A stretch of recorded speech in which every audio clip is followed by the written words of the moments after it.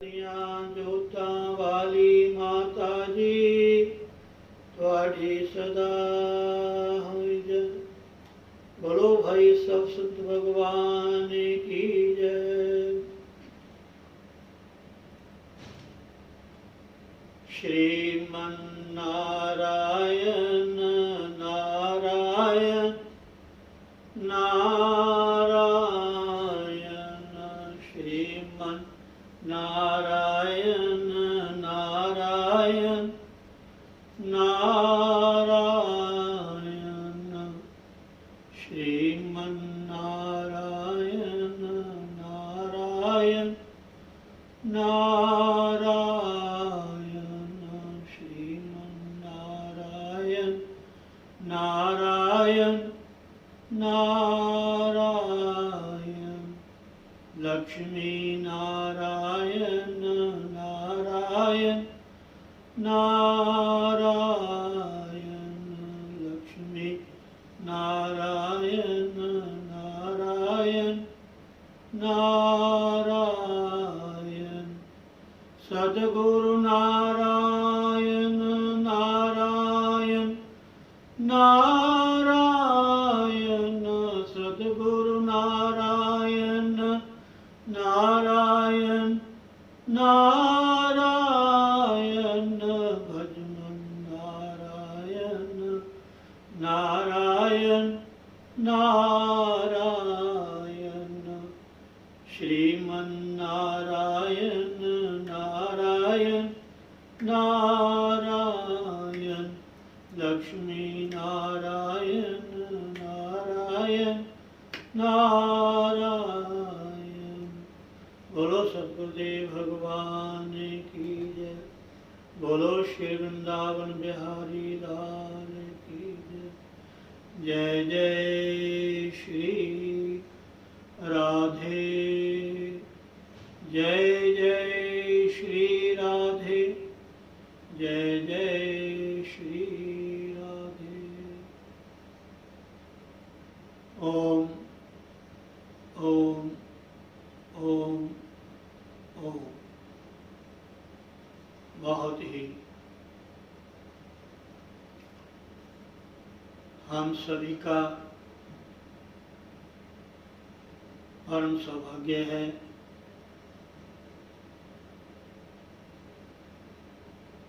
कि हर प्रतिदिन संध्या के समय में अपने गुरुदेव भगवान के श्री चरणों में उनका ध्यान करते हुए, उनका चिंतन करते हुए हम सभी अपने अपने ही घर में बैठकर यथास्थान यथा योग्य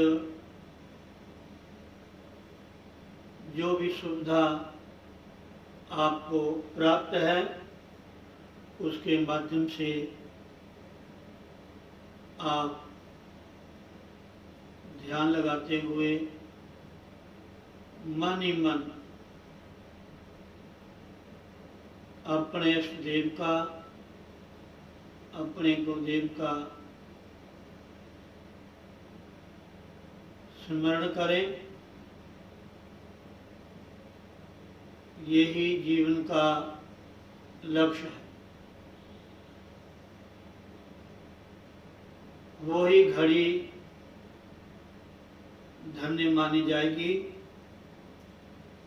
जिस घड़ी में आप इस जीवन के द्वारा जिस परमात्मा ने आपको ये मनुष्य का चोला दिया है, इसको पाकर के आप अपने गुरुदेव का ध्यान करते हैं, अपने इष्ट देव का मन ही मन चिंतन करते हैं। जिसको भी आप मानते हैं और यही एक परम शांति, शाश्वत आनंद का मार्ग है।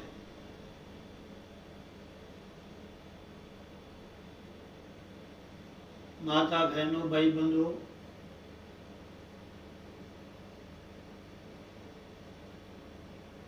ये सत्य बात है। इस साधन को पाकर के अगर हमने अपना कल्याण ना किया, जिस मकसद के लिए, जिस कार्य के लिए विशेषकर हमें ये मनुष्य का चोला मिला है,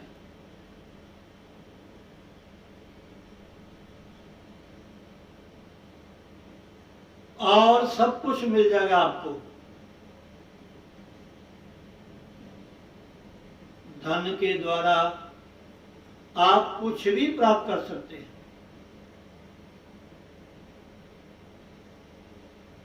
धन के द्वारा आप तीर्थों का सेवन कर सकते हैं।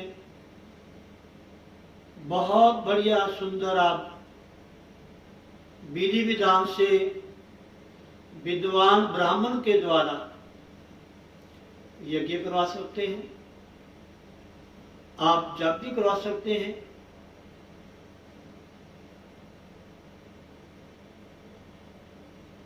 और आप अपने कमाए हुए धन के द्वारा आप ऐसी व्यवस्था भी कर सकते हैं जहां सारी सुविधा हो, कोई भी किसी प्रकार की कमी ना।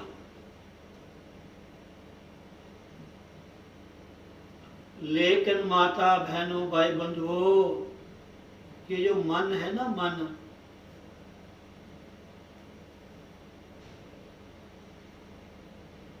इसको शांत करना, बिल्कुल एकांत में, वो भी प्रसन्न चित्त से, उल्लास से भगवान का भजन करना, भगवान का ध्यान करना। गुरुदेव भगवान की बताई हुई जो साधनाएं हैं, सेवा है,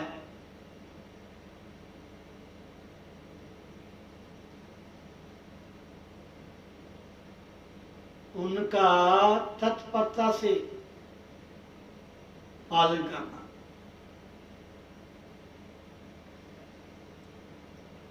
संसार के जितनी भी साधन हैं, चाहे ये हमारा शरीर है, चाहे घर है, परिवार है, धन है, या जो भी सुविधाएं हमारे पास हैं, इन सब से हम संसार का सुख तो ले सकते हैं, लेकिन जो शांति है, आनंद है, वो तो केवल भगवान के ही भजन में मिलेगा, ध्यान साधना में मिलेगा, सिमरण में मिलेगा, भगवान की भक्ति में मिलेगा। श्रीमद् भागवत में एक श्लोक मैं कभी कभार बोलता हूँ, बहुत सुंदर श्लोक है। व्यादस्य चरणम ध्रुवस्य भयो विद्या गजेंद्र से का जातर विद्र से यादपते रुग्र से किम पौरुषम कुब्जाया कमनीय रूप मदिकम किम तत्सुधामनो धन। इसमें लिखा है कि जरा नाम के व्याध ने कौन सा अच्छा आचरण किया था, जिसने भगवान को पा लिया। हर व्यक्ति, हर साधक अपनी साधना से ही, अपने कर्म से ही अग्रसर हो सकता है। आप कोई भी काम कर लीजिए, कोई भी टारगेट आपका है, उसके लिए आपको चलना पड़ेगा, परिश्रम करना पड़ेगा, मेहनत करनी पड़ेगी, समय लगाना पड़ेगा।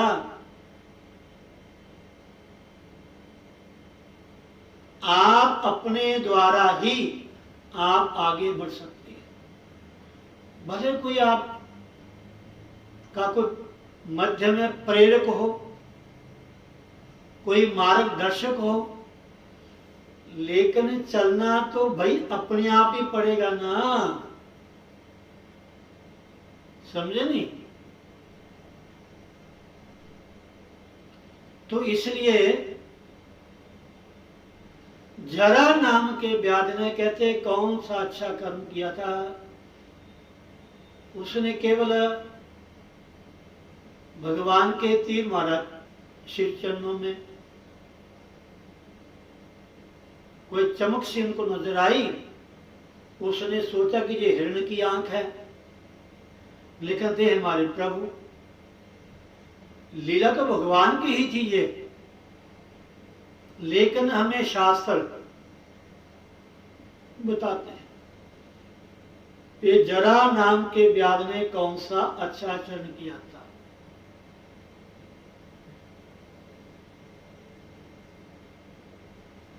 ध्रुव की कौन सी बड़ी अवस्था थी,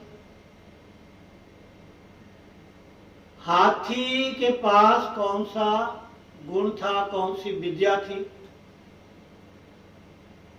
ध्रुव ने छोटी अवस्था में ही भगवान को पा लिया। अगर पक्का विश्वास था, सौतेली मां ने कहा कि अगर आपने राजा की गोद में बैठना है तो आपको भगवान की भक्ति करनी पड़ेगी। सौतेली मां तो ये कहा कि अगर आपको मेरी गोद में बैठना है ना, राजा की गोद में बैठना है, तो आपको मेरे गर्भ से जन्म लेना पड़ेगा। लेकिन उसकी जो रियली माता थी, उसने कहा कि बेटा भगवान की भक्ति करो। और हाथी आधा ही नाम बोला, हरि, हाँ, आधा नाम बोलने से ठाकुर जी बैकुंठाधिपति नारायण भागे आए उसकी रक्षा करने के लिए। व्याधस्याचरणम ध्रुवस्य च वयो विद्या गजेन्द्रस्य का जातिर्विदुरस्य यादव पते और उग्रस्य किम पौरुषम। विदुर की कौन सी ऊंची जाति थी, उग्रसेन में कौन सा पौरुष था, और कुब्जा में कौन सी सुंदरता थी, और सुदामा के पास कौन सा धन था। इन सब ने अपने ही साधन से, अपने ही कर्म से भगवान को पा लिया।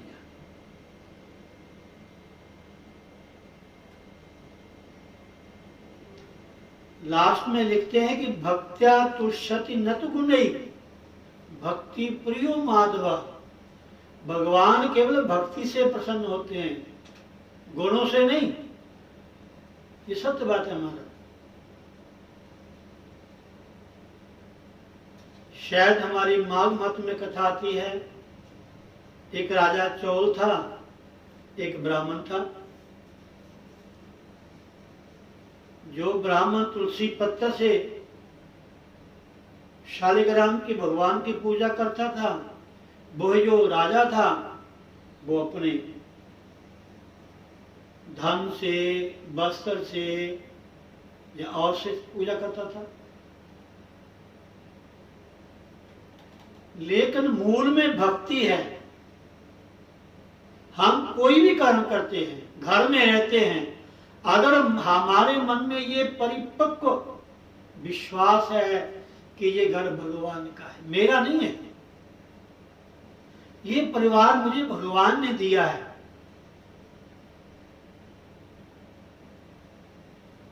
ये मेरा शरीर, ये मेरा कारोबार, जब हर क्षेत्र में, हर कार्य में, हर जगह परमात्मा को जोड़ोगे तो आपको बंधन नहीं होगा, अहंकार नहीं होगा कि मैं हूं, मेरा है, मैं करता हूं। भाई आपके भीतर जो आत्मा है ईश्वर का अंश, जिसकी शक्ति से आप देखते हैं, जिसकी शक्ति से आप सुनते हैं, बोलते हैं, चलते हैं, फिरते हैं, सारा कार्य करते हैं, अगर वो आत्म तत्व हमारे शरीर से अलग हो जाए, कुछ नहीं कर सकते हम, कुछ नहीं कर सकते। उस आत्म तत्व को पाने के लिए, जानने के लिए ही ये केवल मनुष्य का जन्म मिला है। साधन धाम मोक्ष कर द्वारा, पाई न जहीं परलोक समारा, सो परत दुख पावई, सिर धुन धुन पछताई, काल ही कर्म ही ईश्वर ही मिथ्या दोष लगा। फिर कहेंगे समय नहीं मिला, हमने ऐसे कर्म ही नहीं किए, क्या करें। समझे नहीं? हर काम के लिए हमें समय है, खाने के लिए, सोने के लिए, घूमने के लिए, दुनिया के काम करने के लिए। अगर भगवान का भजन, भगवान का नाम लेना हो तो हमें थोड़ा सा खटकता है, नहीं बैठ सकते। और माता बहनों, भाई बंधुओं, ये पुण्य के बिना ये कार्य नहीं होते कोई भी। सत्कार्य सत्कर्म से ही अंतःकरण शुद्ध होता है। जब मन को भगवान में लगाओगे, मन के द्वारा भगवान का चिंतन करोगे, अच्छी अच्छी बातों को स्मरण करोगे, तब मन शांत होगा। नहीं तो कि छोटे से बच्चे के न्याय खिलौनों में खेलते रहोगे ना, तो ये मन शांत नहीं होगा। इसलिए आप प्लीज समय निकालें। ये मनुष्य का जीवन मिला ही भगवान की भक्ति के लिए। सब शरीर भोग योनिय हैं, उन सारे शरीरों में जाकर के ये जीवात्मा किए हुए कर्मों का भुगतान करता है। कभी कुछ बनता है, कभी कुछ बनता है, कभी कुछ बनता है, कभी कुछ बनता है।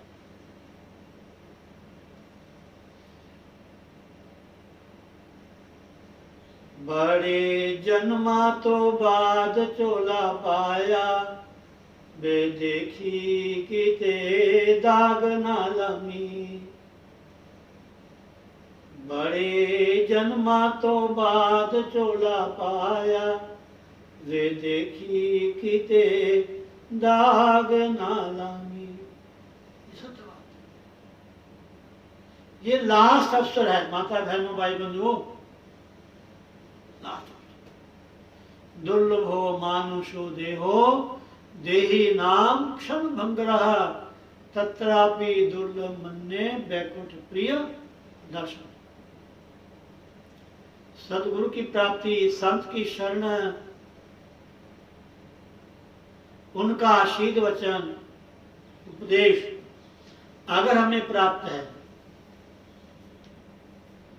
हम फिर भी ना लाभ उठाएं तो यह हमारी गलती है।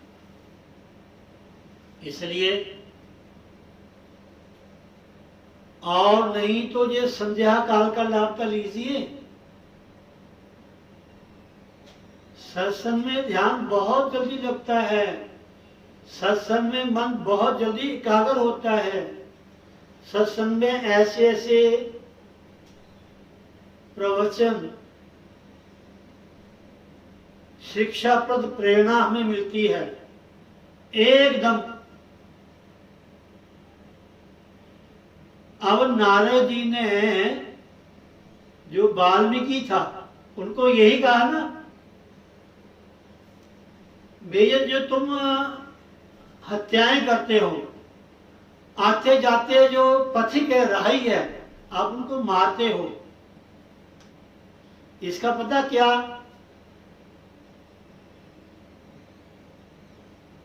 आपको मिलेगा।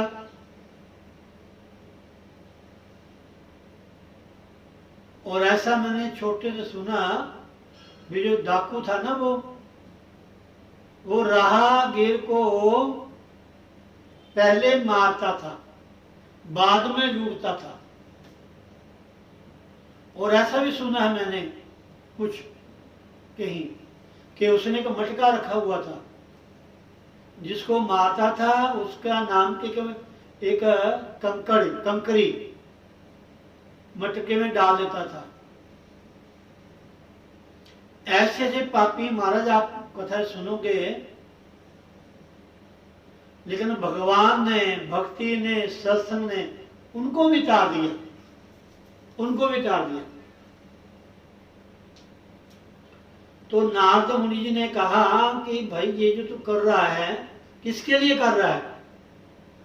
कहता मैं अपने परिवार के लिए कर रहा हूं, अपनी पत्नी के लिए, अपने बच्चों के लिए। तो कहते हैं जब आपको ये आप हत्याएं कर रहे हो, पाप कर रहे हो, जब इसका भुगतान करना पड़ेगा तो क्या वो आपका साथ देंगे? कहते क्यों नहीं साथ देंगे।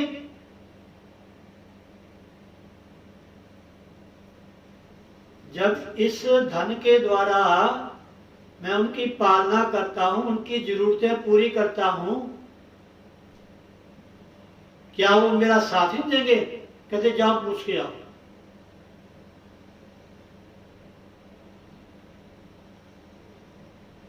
कहीं तो कथा आती है, वो चोर डाकू ने कहा कि महात्मा बड़े आप होशियार हो, मैं चला जाऊं और तुम भाग जाओगे। तो कहते हैं उस डाकू चोर ने उस ऋषि को एक वृक्ष से बांध दिया हाथ पैर से, ताकि वो खोल ना सके। और घर में एक एक व्यक्ति को पूछा, पत्नी को पूछा, बच्चे को पूछा, बहू बेटियों को पूछा कि ये जो मैं कमाई सारा दिन करता हूं, इसके द्वारा जो भी पुण्य होता है, जब पाप होता है, क्या आप उसके आप हकदार होंगे? कहते हम नहीं हकदार होंगे। आपका फर्ज है कमाई करना, हमें लाके देना, हमारी जरूरतें पूरी करना। आप कैसे करते हो ये आपका सोच है। आप पुण्य करते हो या पाप करते हो, अच्छा करते हो या बुरा करते हो, झूठ बोलते हो या सच बोलते हो।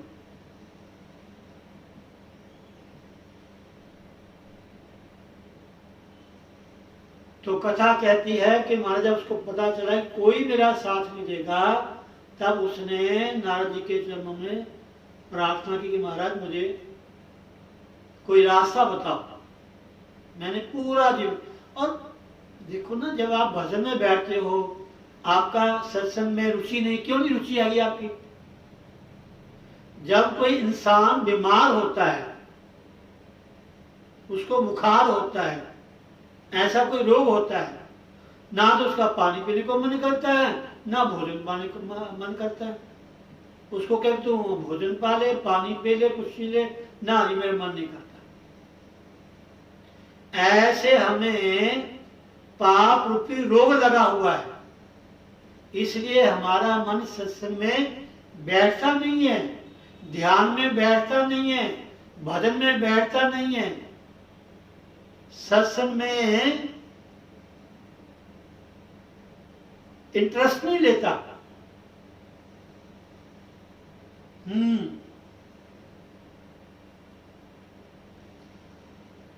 इसलिए माता बहनों, जब नारद जी ने उनको बताया कि तुम ये जपा करो, उन्होंने जपा, कई बार कहा, आपको सुनाया, पढ़ते भी हैं, रामायण में लिखा हुआ है, उल्टा नाम जग जग जाना, वाल्मीकि बे ब्रह्म समाना। तो ये समय है 50 साल का, 60 साल का, 80 साल का, जितना समय मिला है उसमें से समय निकाल के प्लीज प्लीज आप भजन कीजिए। और मैं तो आपको बार बार रिपीट करता हूं कि ये जो समय है हमारे संध्या काल का, सत्संग, साधना, संकीर्तन, हरिनाम, क्या कहना, वो भी गुरु स्थान से, श्री परमा संताश्रम, अमलोह रोड खन्ना, गोमसू की खोई से। आपको सुनने का आप सुन रहा है, ये सत्य बात है महाराज। इसलिए मैं ये कहूंगा आज का लाभ उठाए जितना ज्यादा हो सके। सत्संग में तो आपने बैठना ही है, जब 7 बजे नहीं आपने बस बैठ जाना।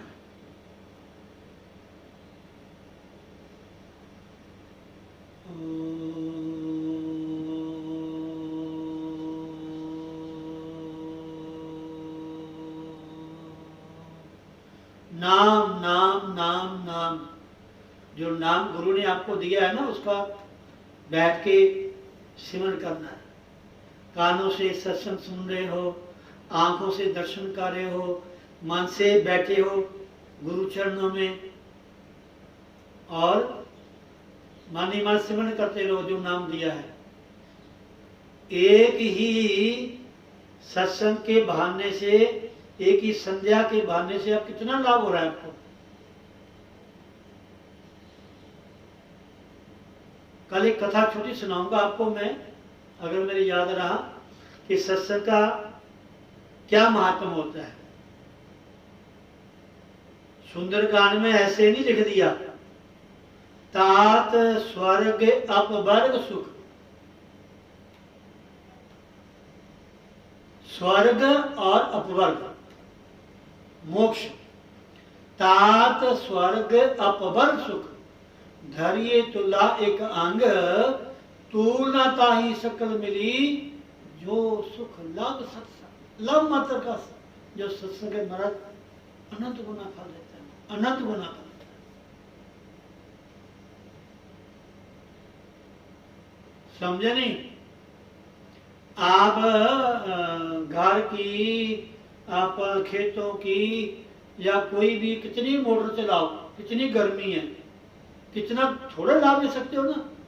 अगर ऊपर से एक बार बारिश हो जाए, लो सब शाम एन शीतल, ठंडी हवा, ठंडा जल, ठंडी पृथ्वी, सब ठंडा। ये अनंतता का एक महत्व है, उससे जुड़िए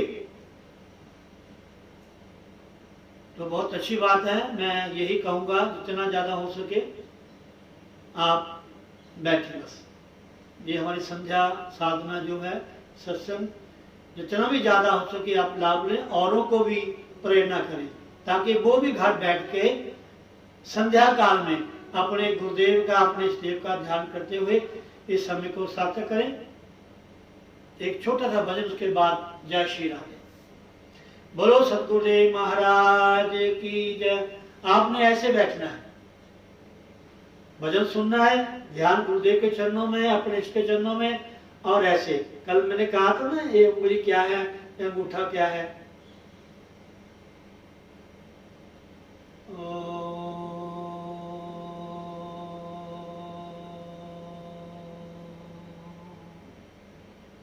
बोलते भगवान के सच्चे भगतों को पग पग पे सहारा मिलता है। भगवान के सच्चे भक्तों को पग पग पे सहारा मिलता है।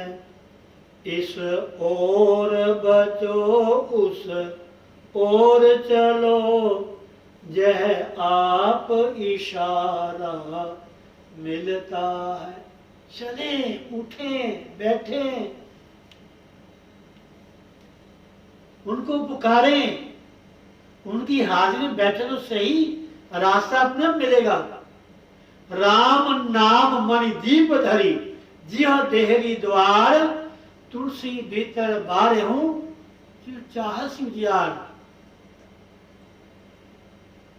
बैठिए, नाम के सहारे बैठिए प्यारे, नाम के सहारे आपका कल्याण होगा, आपको शांति मिलेगी, आनंद मिलेगा।